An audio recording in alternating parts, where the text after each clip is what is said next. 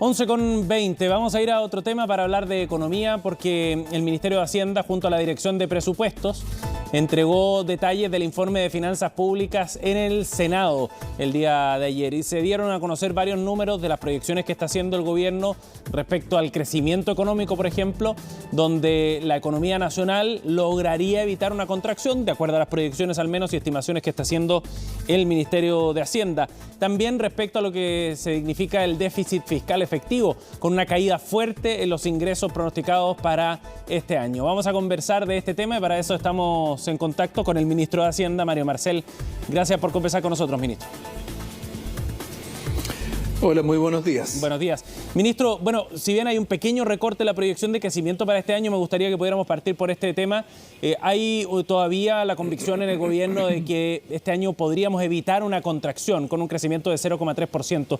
¿Cuál es la base, lo que sustenta esa mirada optimista que tiene el ministro? Sí, bueno, yo creo que lo primero que tenemos que recordar en materia de crecimiento es que hasta hace no mucho tiempo se proyectaba para este año una caída importante de la actividad económica. Cierto. Se llegó a proyectar caídas de 1,5%, 2% para este año. Se hablaba de una recesión profunda y eso es evidente, en este momento es evidente que ya no va a ocurrir.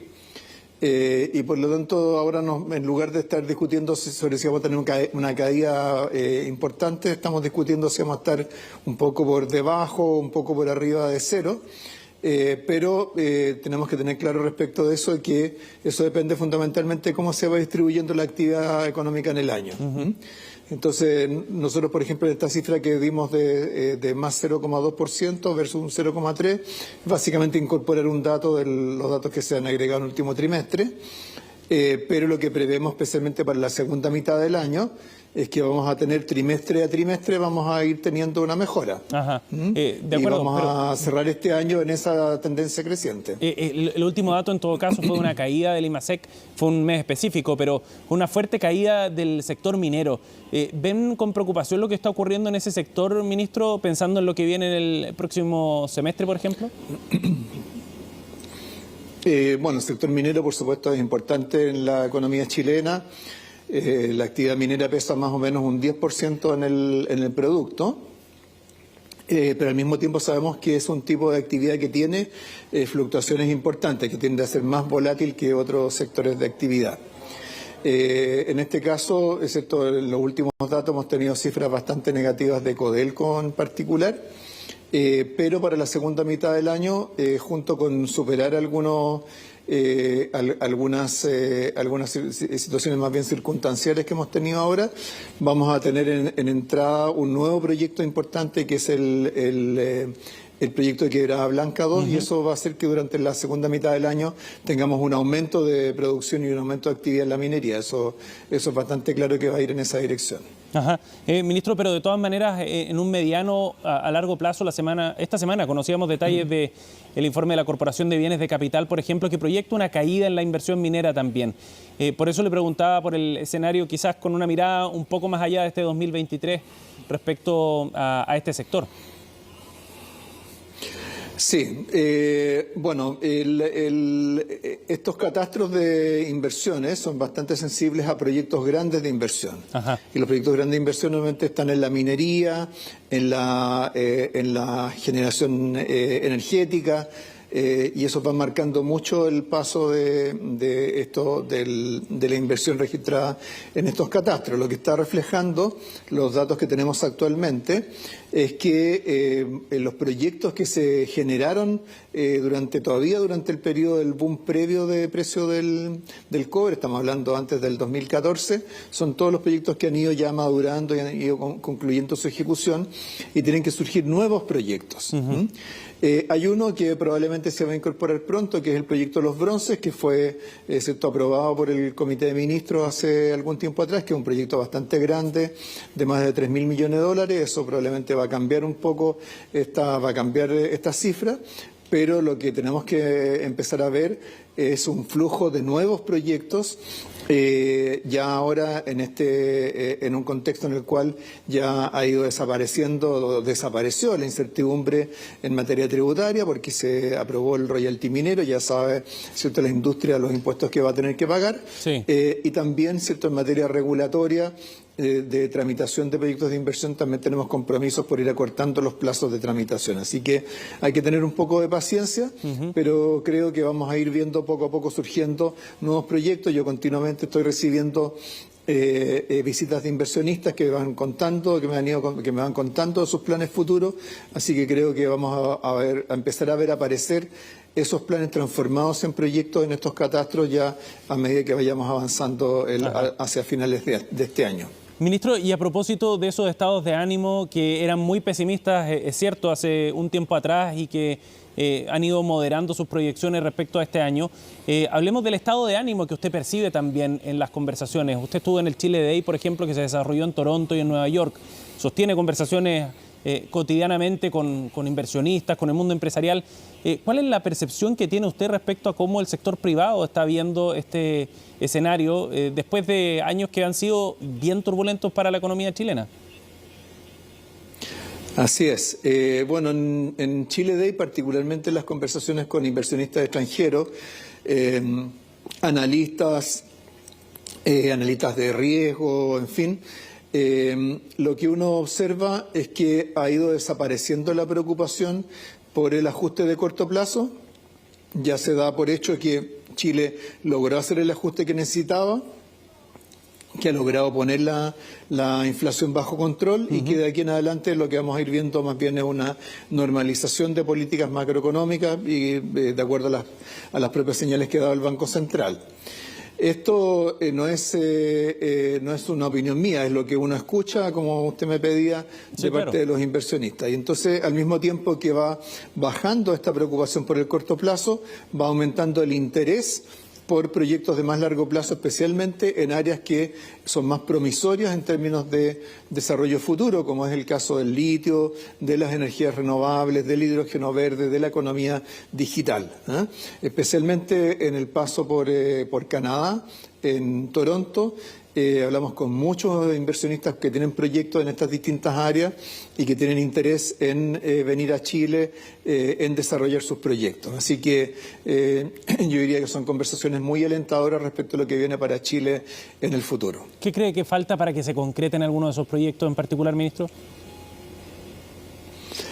En algunos casos hay temas regulatorios o de procesos de negociación que están en marcha.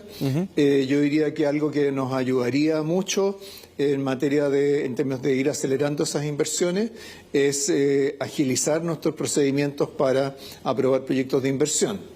En esto es parte de los temas que hemos estado trabajando y hemos estado conversando en el marco del pacto fiscal. Hay una propuesta ya bastante elaborada de reforma del proceso de evaluación de impacto ambiental. Vamos también a retomar iniciativas para agilizar todos los temas relacionados con monumentos nacionales, hallazgos arqueológicos, con concesiones marítimas y también lo que ha estado trabajando el ministro de Economía de generar una ley marco que establezca un marco general para todo lo que son los procesos de permisos administrativos ligados a inversión. Entonces eso es una contribución importante que podemos hacer para ir materializando estos proyectos de inversión en el futuro. Y a propósito de esto, ministro, y del trabajo que están haciendo en esta área, entiendo que el Ministerio de Economía también está trabajando en una agenda bien importante en esto.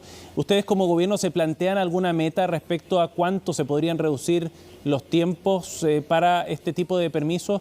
Hace poco veíamos un estudio que planteaba que incluso se podían demorar hasta 11 años los permisos para determinados proyectos de mayor envergadura.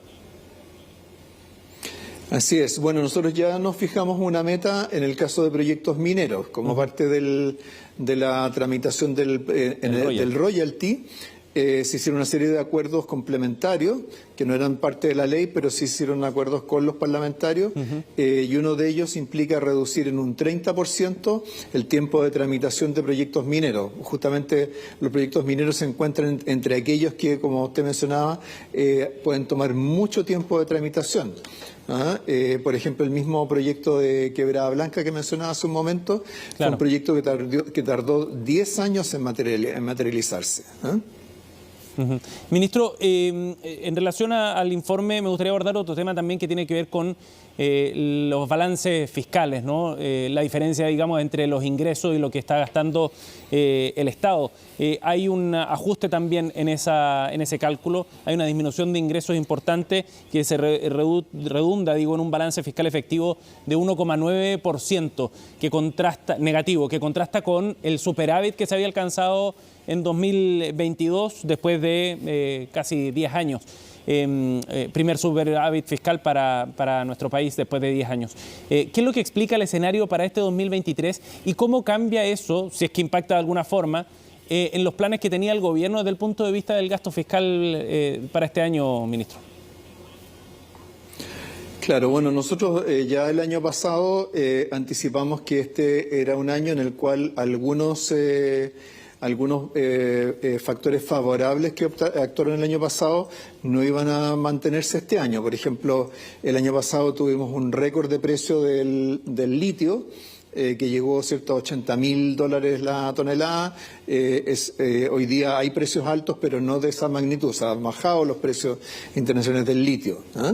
De la misma manera, el año pasado en la operación renta tuvimos un resultado muy positivo porque, dado el aumento de actividad que hubo en el 2021. Ahora ya para el la operación renta 2023 tuvimos un resultado más negativo, que fue incluso algo más negativo de lo que estaba presupuestado.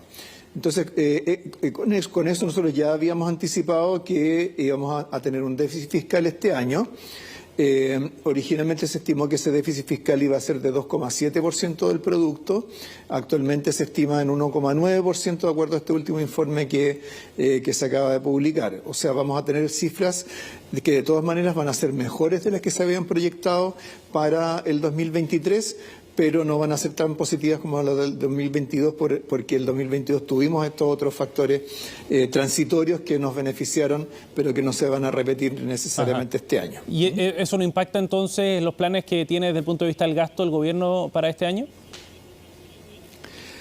No, porque los planes no solamente para este año, sino que para los años siguientes, se elaboran sobre la base de la metodología de balance estructural. Entonces nosotros trazamos una trayectoria de balance estructural para todo el periodo del gobierno del presidente Boric, y eso lo vamos a mantener de todas maneras, y eso también nos da el marco de gastos con el cual vamos a estar trabajando. Ahora, por supuesto, la gran incógnita en torno a ese marco de gastos es, ¿cierto?, si vamos a poder, qué recursos vamos a poder agregar producto del pacto fiscal y qué gastos vamos a financiar con esos ingresos adicionales.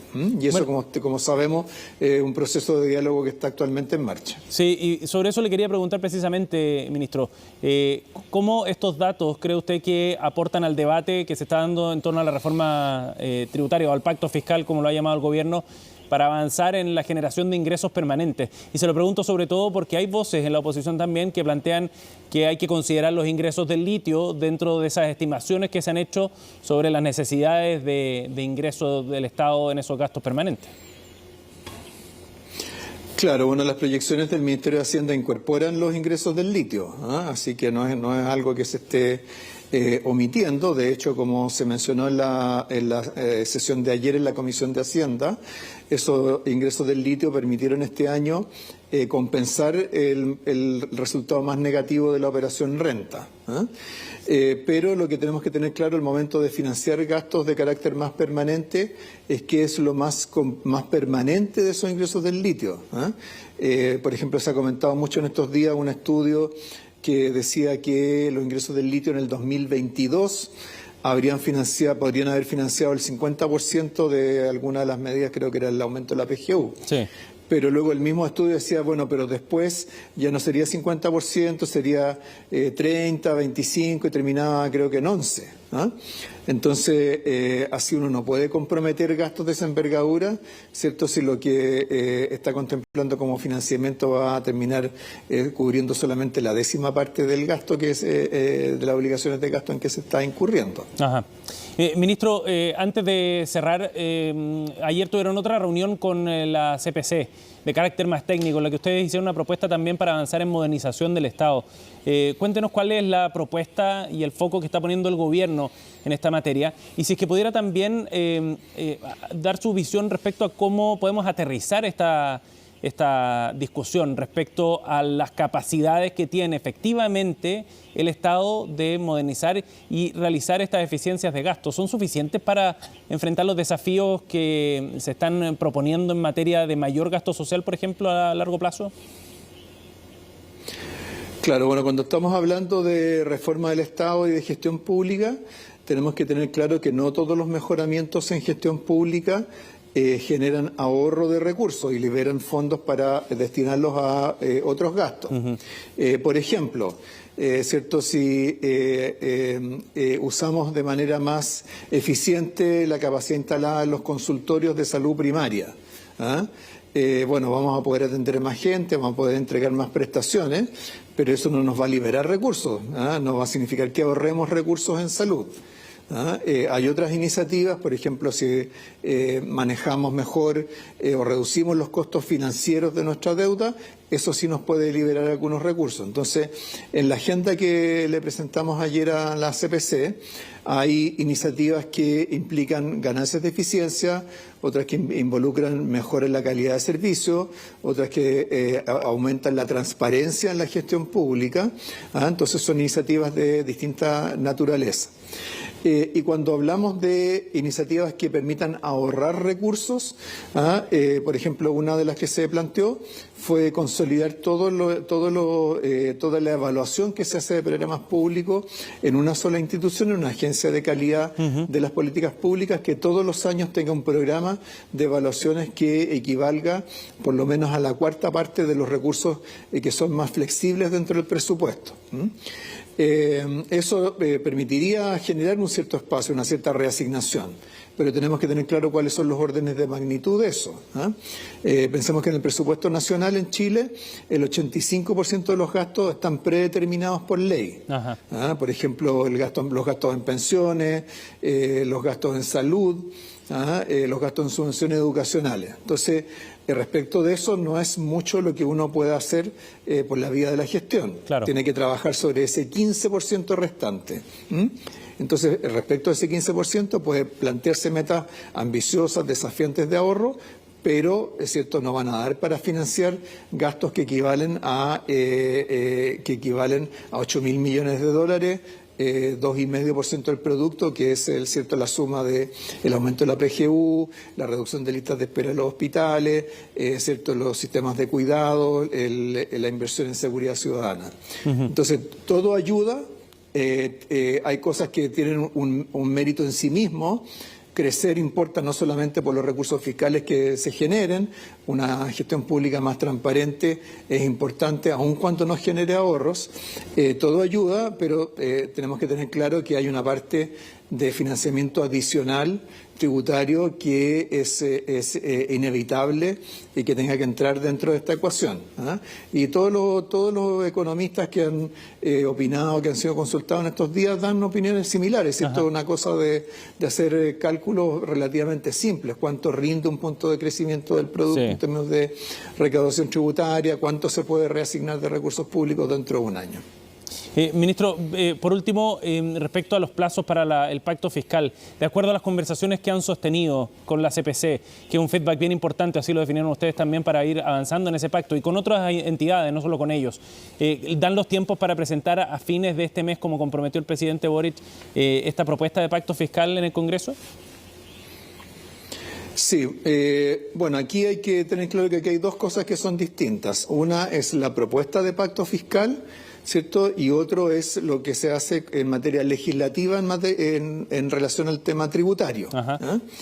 Entonces, nosotros estamos trabajando para tener a fin de mes ¿cierto? Una propuesta de pacto fiscal con todos los elementos que se han discutido, incentivos al crecimiento, mejoras de la gestión pública, esfuerzo tributario, reducción de evasión y elusión y los gastos que se financien. Todo eso sería parte de este pacto fiscal. Y luego parte de esa propuesta va a ser cómo tratar el tema tributario para adelante, ¿no? Entonces eso lo vamos a ver hacia fin de mes, pero vamos a tener efectivamente una propuesta que presentarle al país. Bien, ministro Marcel, gracias por conversar con nosotros aquí en CNN, muy amable. Muy bien, muchas gracias a ustedes y que tengan un buen día. Igualmente, hasta luego.